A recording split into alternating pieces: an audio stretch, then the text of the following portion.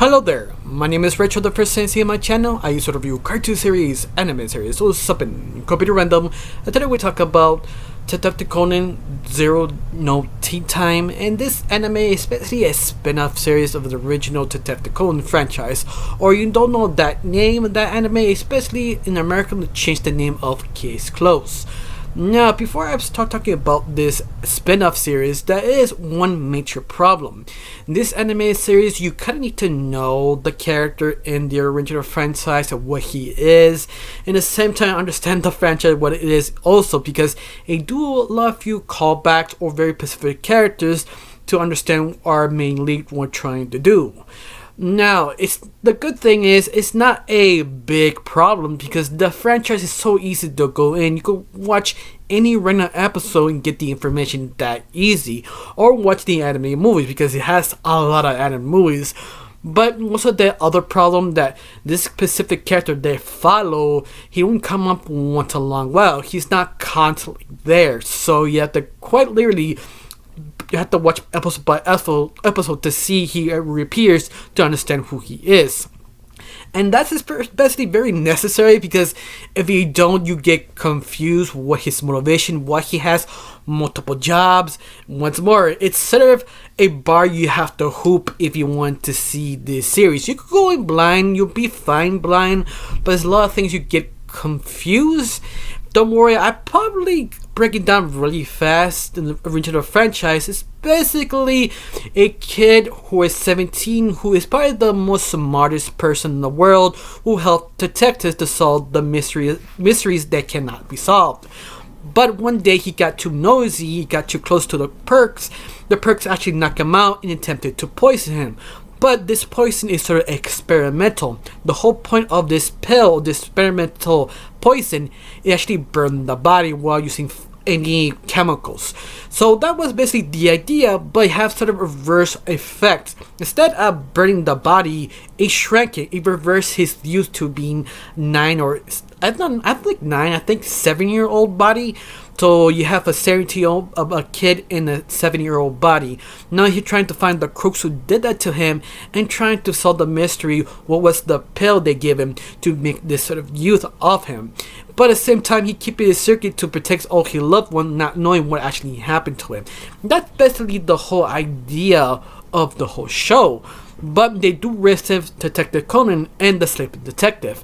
The Sleeping Detective is basically Conan's partner, but once more he doesn't realize it because he sees Conan as a 7-year-old child who was lost. He sort of adopted him, but it's a reverse that Conan is sort of adopting him because he used the sleeping detective as a puppet. And that's what I mean. That's what they call the sleeping detective, because he sleeps because Conan put him to sleep and sort of used him as a puppet to solve any case. And that's what this show is about. Following a side character looking for Detective Conan, not realizing who this person is, in fact not realizing it's right in front of him.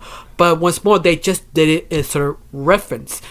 But interesting enough, you follow a character called Zero of this spin-off series, that Zero wear a lot of different hats. He has a lot of different jobs of being sort of a detective. One of them, he basically work in a coffee shop under the rich detective on top of him. They sort of share rent. But once more, he just sort of has his sort of wholesome life till they call him for the job to being a detective, working on his partner that is not really as sharp as him. You also have the third job. He's basically a double agent that he works inside the organization called Black. Black is basically the same people who basically kill or attempted to kill Detective Conan. And once more, they task him to find Detective Conan, but once more he doesn't know what happened to him, who he is, or what he does. He just needs to find him, but on running part he's always in front of him. But once more, that is not the focus. The whole focus is Zero just sort of daily job. Think of it as sort of Spider-Man, but without the Spider-Man. You just follow Peter Parker, his daily life, and his relationships. He's trying to juggle, trying to have that moment of happiness, even that he's sort of jumbled, even that he has a backstory that you must know before watching this series. If I need to tell you, that's the sad part, I can't, because I should jump ship after 166 episodes because I was a huge fan on this franchise, but I can never really stick with it because it's just so many episodes. Because the last time I left off is with 166. The show still have over 500 some episodes. I think they barely hitting 600 when I left. That was 12 years ago. So right now I guess they're hitting around 800 episodes. Basically it's the same kind of formula. And you don't really need to know that much. I already told you the story of what is Detective Conan. The question is, this is worth it. In a way, yes, if you like wholesome cartoon. It's basically Zero trying to live his life. They really figure out who he is because it's all the problems he has. Like what happened to his surrogate mother who actually killed him and his partners. And he's trying to deal with it. He's trying to clear his mind to be happy, trying to do his job without messing up. And what's more, it's very wholesome. It's one of those that if you like wholesome cartoons or anime, you will probably enjoy it. But you like me, you have to be very particular what type of wholesome show, or you just don't like wholesome shows because you think it's sort of boring. This is not for you. Hopefully the information I give you will help you understand all of this spin-off series because you kind of need to know a little bit to get into it, but not enough to scare you off. Because once more, it's sort of focused about Zero, like why he has multiple names, why he has multiple different jobs, because it's sort of helping to be a better detective. That's all you need to know. It will be confusing at least the first 2 episodes. Lucky for you, this spin-off series only have 6 for now, because I think they also get a continuation. Once more, I don't know how long this is supposed to be a spin-off series, but I'm sort of surprised this series did not focus on a different character, specifically the kid.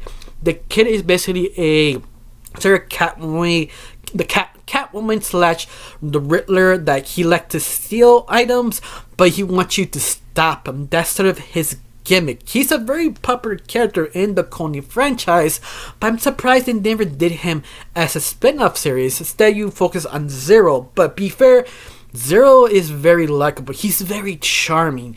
But once more, it's sort of up to you if you like this series. Lucky for us, the series is not that long. It's 6 episodes. Each episode is 10 minutes.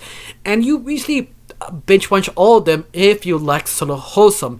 Hopefully the information will help you understand the show a little bit more, because it's very vague about Zero, who he is, why he has multiple names. What's more, I hope this actually helps. Now, I have a question. Do you did watch this series? Do you like it? Tell me down below. Let me know. Honestly, I can't really say anything else because I did enjoy the show. I did love the series.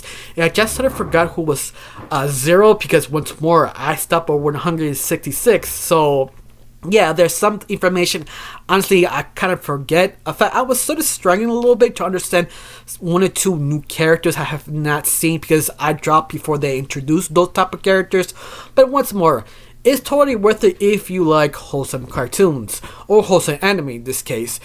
I don't know you, I did enjoy it. Hopefully the next 6 episodes will be better. I don't know, but once more, it's so you can see Zero's point of view, how his life works.